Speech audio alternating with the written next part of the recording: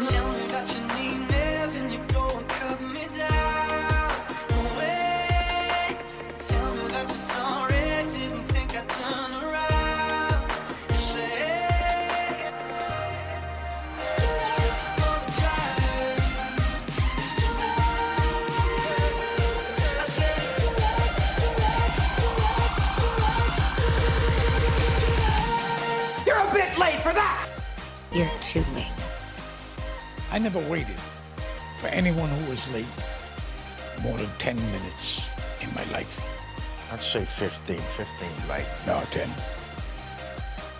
I don't think so. 10's not enough. You have to take traffic into account. That's what I'm doing. I'm taking traffic into account. What's going on, everyone? Jeremy here from The Quartering, and these absolute brainlets actually managed to mess up trying to end cancel culture. Now, cancel culture affects people on both sides of the aisle. It also originated, at least in its modern form, in Hollywood. Shocking, Hollywood would band together today to try and cancel it. Unfortunately for them, they can't stay out of their own way long enough to do anything good ever, and this has turned into an epic backfire. Why? Because they made ending cancel culture about Trump. Give me a break, all right? Look, I've been on the record many, many times, and I mean it. I want you to hear me when I say it and believe me when I say it. I don't care who any of my viewers votes for. I don't care who my friends vote for. I don't care who my family votes for. I hope that they do vote, but if they don't, then I better not hear them complaining. That's the extent of my investment in what another man or woman chooses to do in this country or theirs with their legal right to vote. Hopefully they have it.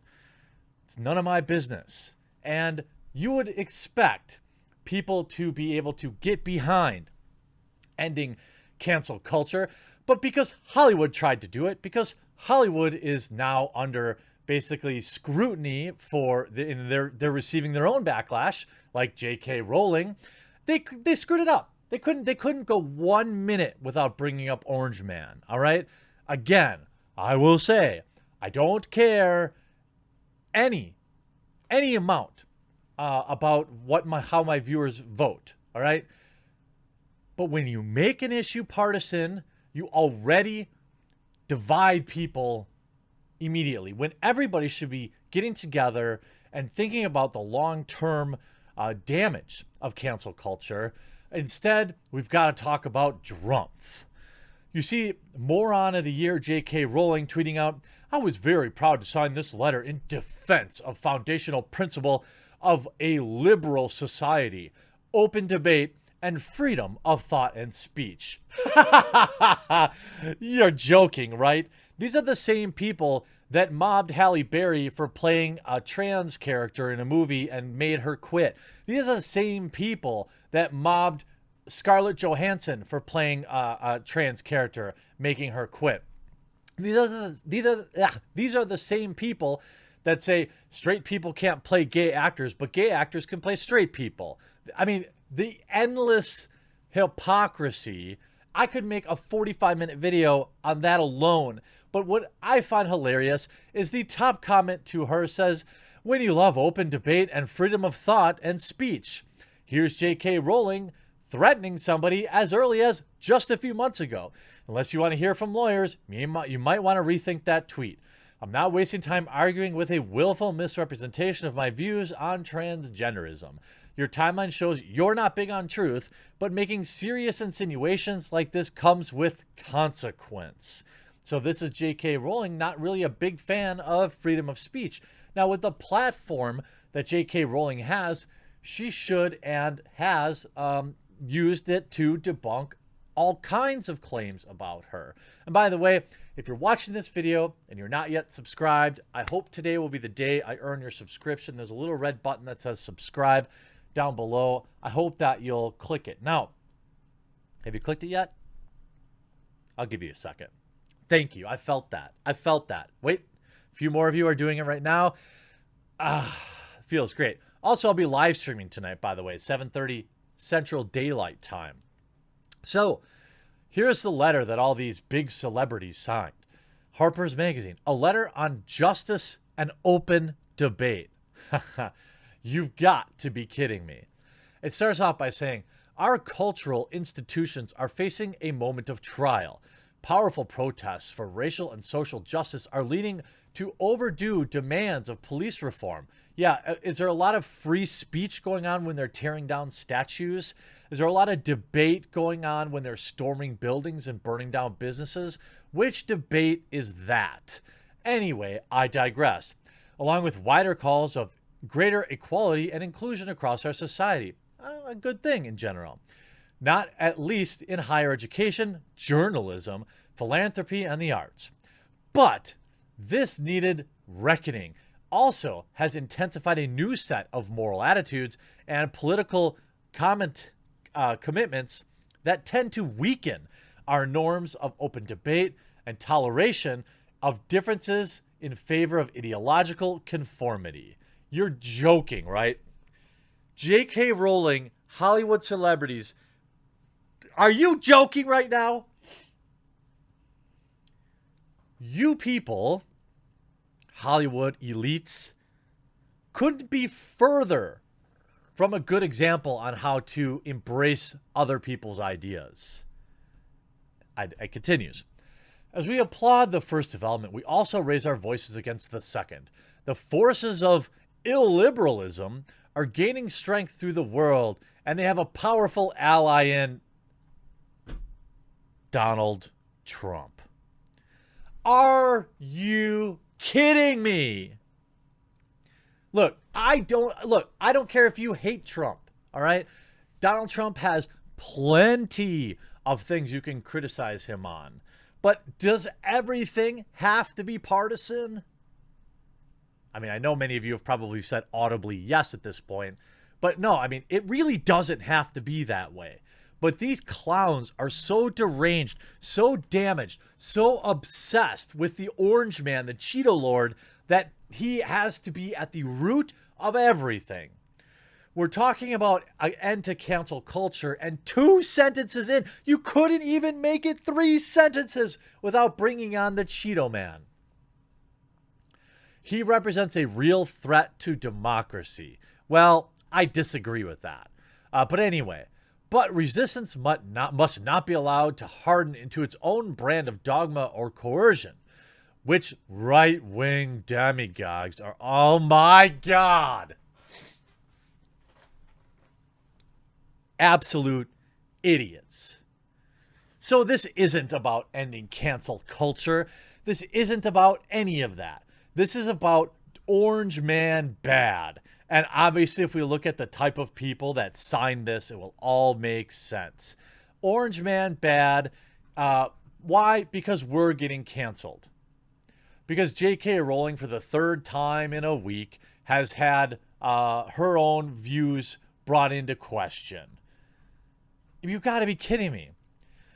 The letter will be published in Harper's Magazine and includes signatures from activist Noam Chomsky, New York Times op-ed Barry Weiss, Don't Care, author Salman Rushdie, Martin Ames, and all in 150 people signed the letter.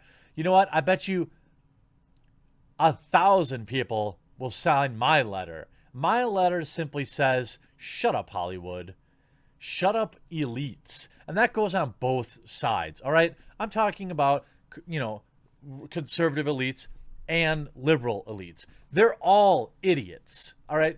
They're so completely out of touch that they would think they're trying to end. You see an open letter calling to an end to cancel culture. Except in the very first paragraph, you obsess about Orange Man. How is this going to work?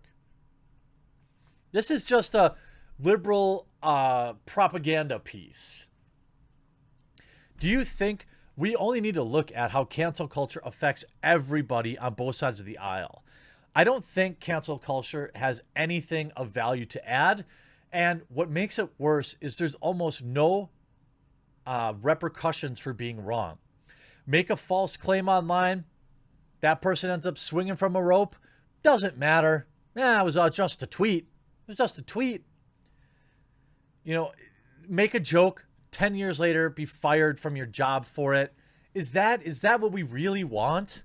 We know that this year, if you think it's bad now, just wait. Just wait until the months leading up to the election. This whole "we really care" facade mask is really going to start to slip. And you're going to find that a lot of this is about politics. And it's about people wanting people to agree with how they vote. These people, modern day elite liberals, I'm not saying liberals in general, I don't like to speak about groups. That's why I don't identify as anything myself. I happen to think, perhaps braggadociously, that my political opinions can't be fit into a box, nor would I want to claim allegiance to any one political party, because then you have to then agree. Then you get, like, every stupid thing they do gets thrown in your face, even if you disagree with it. All right. This is a modern day political view. I think more and more people out there, it's the evolution of people calling them centrists. They vote both sides of the aisle. They vote libertarian. They vote third parties. And they don't want to be in a box. Why? Because this crap. All right. In the early 90s and 2000s, the liberals were the people that were for all about freedom of speech. And it appealed to me hardcore as a youth. Now, in the last 20 years, they're the ones that are telling us we can't say certain words, that you have to ban words from competitive Scrabble, that a joke from 15 years ago is cause enough to ruin your life today. These are the same people that I remember fighting for freedom of speech and anti-censorship. But today, these are the same group of people that now wants and pushes for censorship of all types of media. Problematic media now has warnings on live streaming programs like Netflix and the BBC. This is ridiculous. This whole article is stupid. And the fact that Twitter would promote it as an anti-cancel culture article is absurd. And you can see right here, cancel culture doesn't really exist. It's a myth created by people who have been used to saying whatever they want without being challenged, and they're now surprised when there are consequences for their words. No, cancel culture, oh, here you go, Richard Lewis. Yes, it was a good thing that this working class Mexican American was fired for the heinous crime of cracking his knuckles. I'm going to get you in there, Richard. Good job. Cancel culture is ridiculous.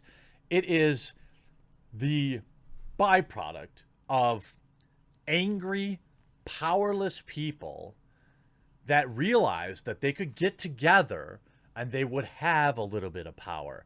And they've used it to ruin the lives of people that they disagree with or dislike as a way, and they try to use the guise of, oh, I'm doing this for righteous reasons. I'm doing this for the good of others.